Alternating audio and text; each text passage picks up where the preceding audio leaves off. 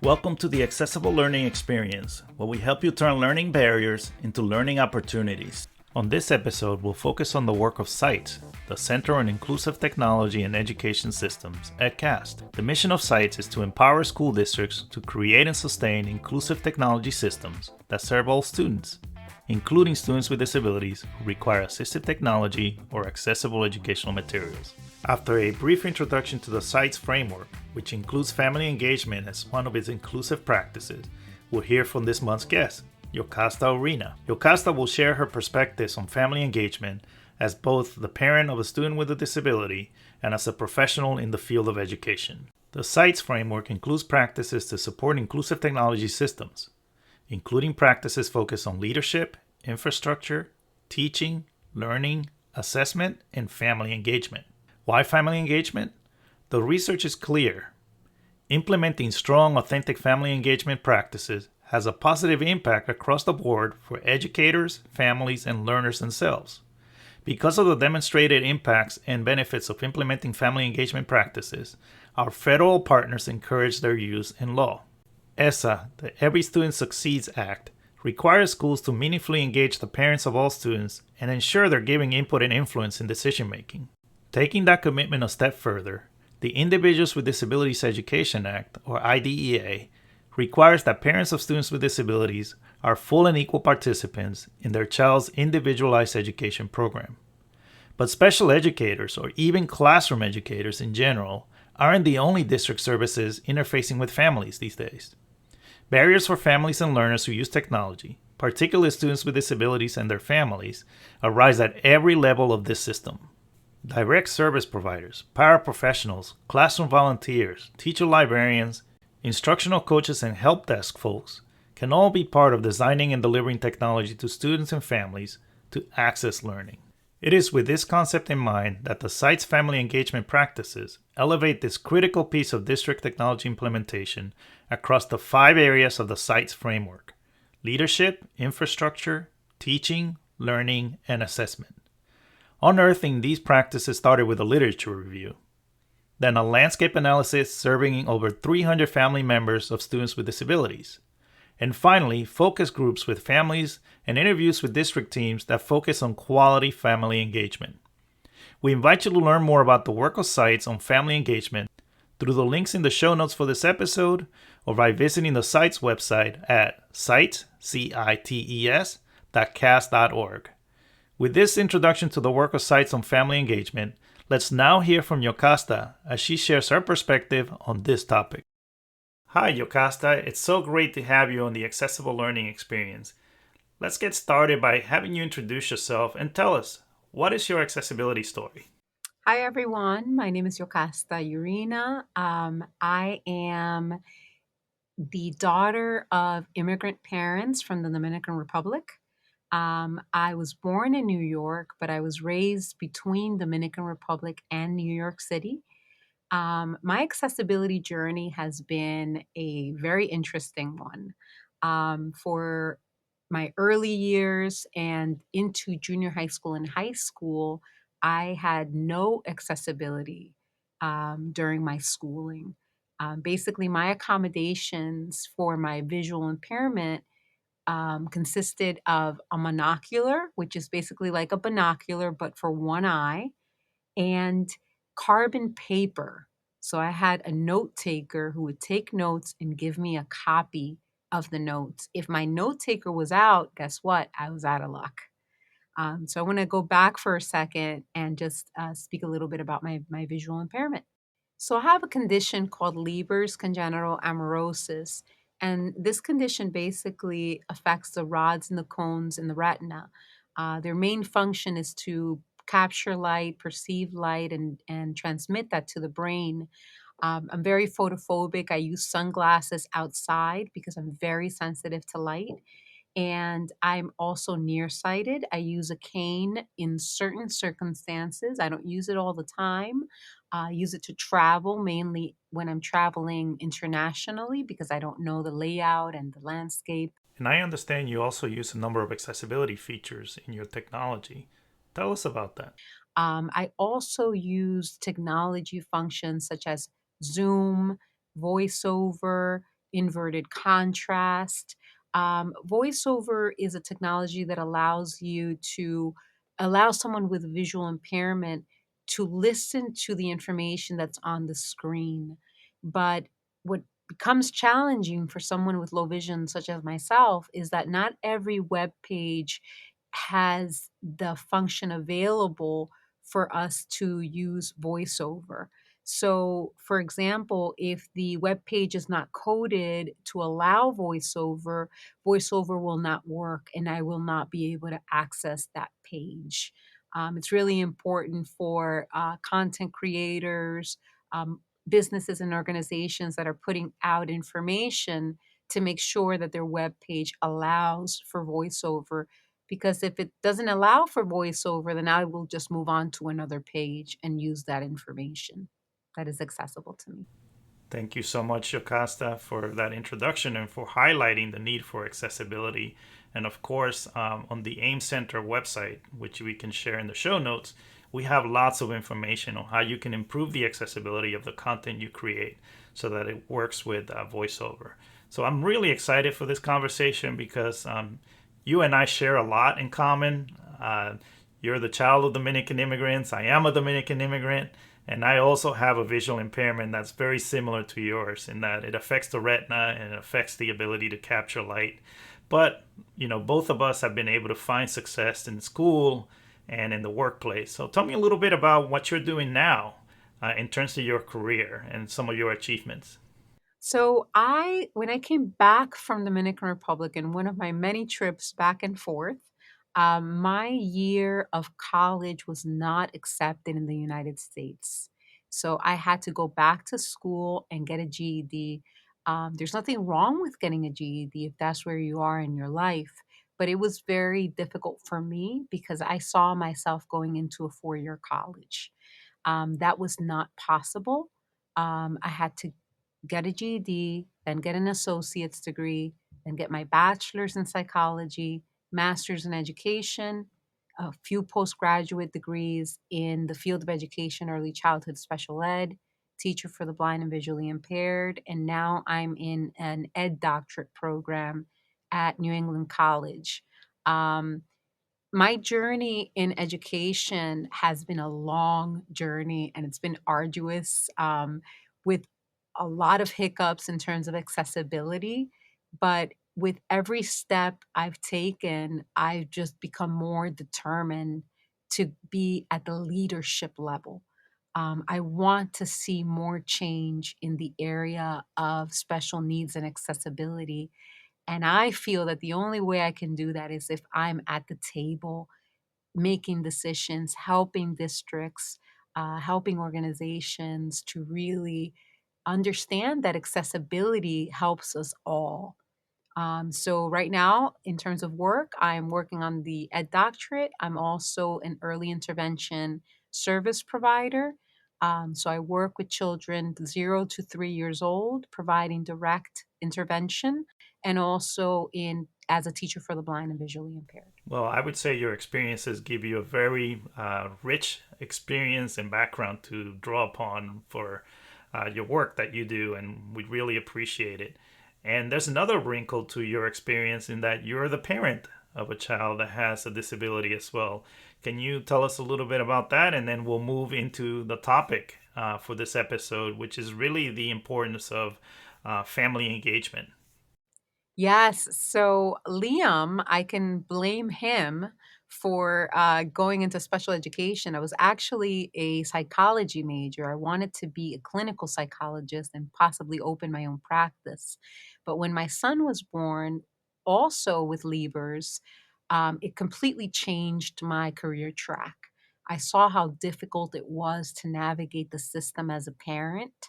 I saw the way that sometimes professionals spoke to me as a young mother with a disability, with a child with a disability. And I felt that I wanted to become his advocate and that I wanted to feel more, um, feel a sense of power. So I went into education and received my master's in education mainly to support him in his journey.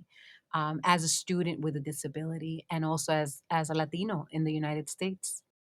Well, I would say that thank you, Liam, for inspiring you to continue your work as an educator. And I'm sure that many other children over the time that you've worked in education uh, definitely are grateful for that career move.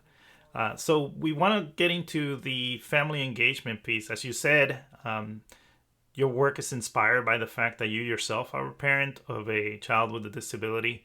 So, why is family engagement so critical for students and teachers? Well, family engagement really breeds collaboration.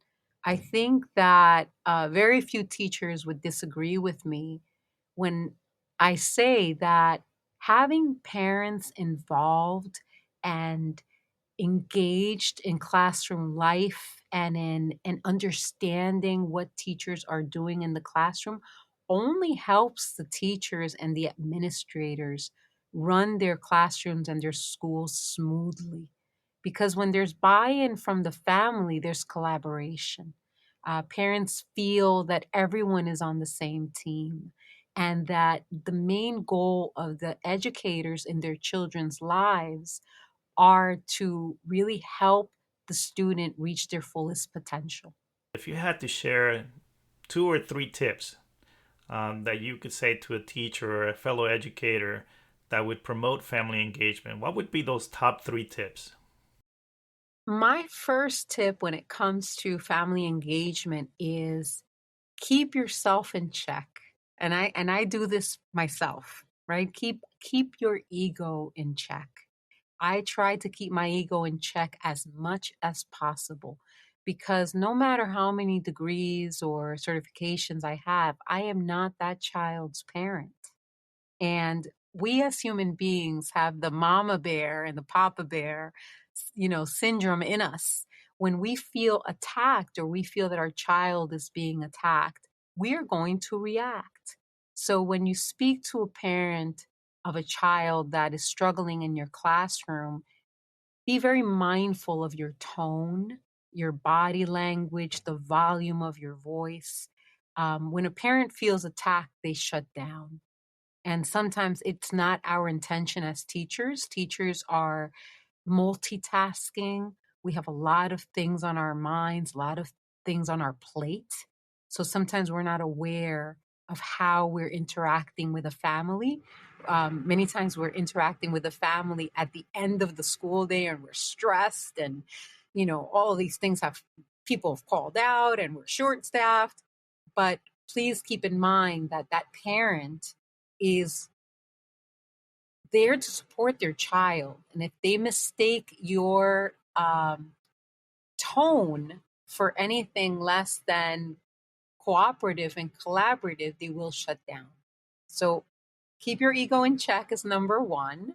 Number two, have an open door policy as much as possible. I've found over the years that having an open door policy actually helps me. It makes my job easier. When parents tell me what's happening with their child, I don't have to guess.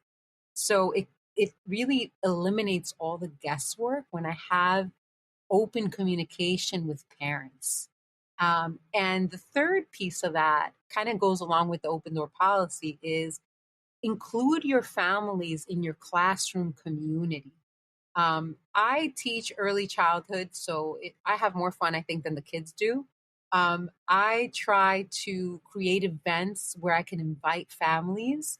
Now that we have Zoom and that we have Google Meets, the events can also be virtual. Try to find ways, creative ways to include families in your classroom life. They can be readers, they can be guest speakers, they can work on STEM projects with your students. You just don't know how rich of a culture you have in your classroom unless you extend that invitation to parents. Excellent advice. I would encourage everyone to take those 3 tips, these 3 excellent tips, into consideration as you think about how to better engage families. So, in addition to all the other things that you have going on, I understand that you worked for CAST a little bit as an intern, supporting the family engagement research that has been done through the Center on Inclusive Technology and Education Systems, or CITES. So, as you participated in that research, what did you learn? What did you take away from it? Were there any surprises that you want to share? Wow, I took a lot away from CAST. I've been in education roughly 20 years now in many different roles. I've been a parent coordinator, so I've worked very, very closely with families over the year. I've been an advocate for students with special needs. I've been a classroom teacher, an independent service provider. So I've worn many, many hats. But I've worked many times on the side of the families and the students. So I had a view of education as one big system. I didn't really see it in terms of the CITES framework, where education is really broken up into sections like leadership and infrastructure. That was my biggest wow moment, right? That a leader in a school could have the best intentions for your child, and he or she may want to get um, the accessibility technology for your child, but they may not be connected to the infrastructure piece or the communication between leadership and and where the infrastructure is coming from may be fractured. That was something that I never really thought about. I put a lot of the ownership on the school principal. And through my internship with CAST, I realized that there are many systems at play in special education. It is not just the principal. The district plays a huge role in what happens at the school level. Thank you, Yokasta, for sharing that. And we will share in the show notes a link to the research related to family engagement from CITES. But I just want to follow up by asking you, how do you think that the CITES family engagement practices and the resources from CITES can impact schools and districts? Well, I love the resources from the site's website. For example, under the family engagement practices, we have the self assessment and goal setting. I think that this gives schools and districts an opportunity to become increasingly more self reflective in terms of how they are engaging with families. This is a great opportunity to really hone in on what is the school doing, right, as a community to engage families in conversations around accessibility. And I think it's almost like a safe space because this self assessment can really be done privately as a school. So there isn't this fear of like, well, how are we going to look to the district or how are we going to look to parents? You can have an internal conversation with your staff and your parents in your own school and then take it up a notch and engage other schools in the district in this self assessment. I think it's a great tool to really think about reflectively, what are we doing right? Where can we improve? So it's a good way to be self reflective and not feel like you're under a microscope, but really look at it from a school community, or if you're ready at the district level, to look at how your district is doing in comparison to itself. Really, how were you doing last year? How are you doing this year? It's a great way to keep track of data in relation to how you're engaging families.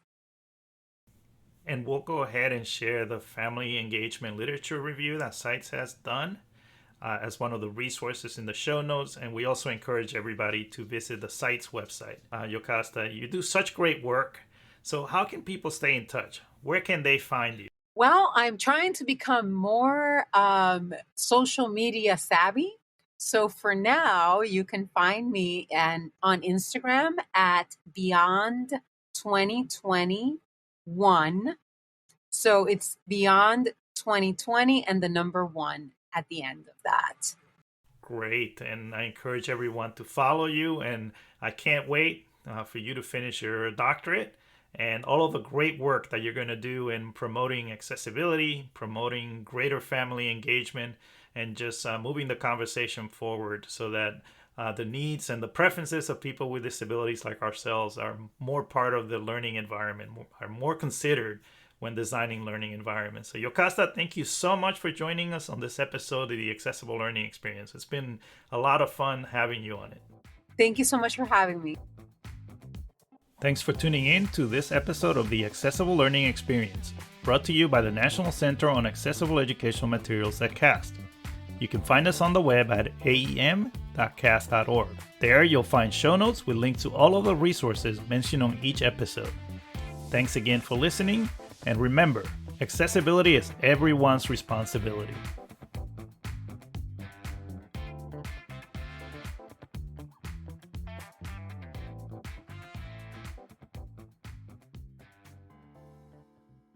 The contents of this podcast were developed under a cooperative agreement with the U.S. Department of Education. However, those contents do not necessarily represent the policy of the U.S. Department of Education, and you should not assume endorsement by the federal government.